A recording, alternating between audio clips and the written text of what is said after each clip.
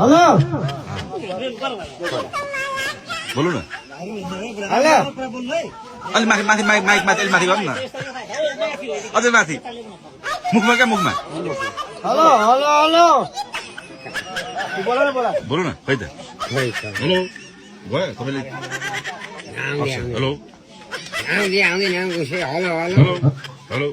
hello hello गयो तपाईँको पालामा के गर्ने अब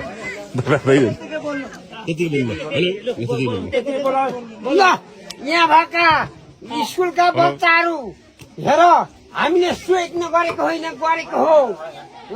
सबैलाई स्वेट दिएको हो हामीले नदिएको छैन उठेर हेर जस्तै जे भए पनि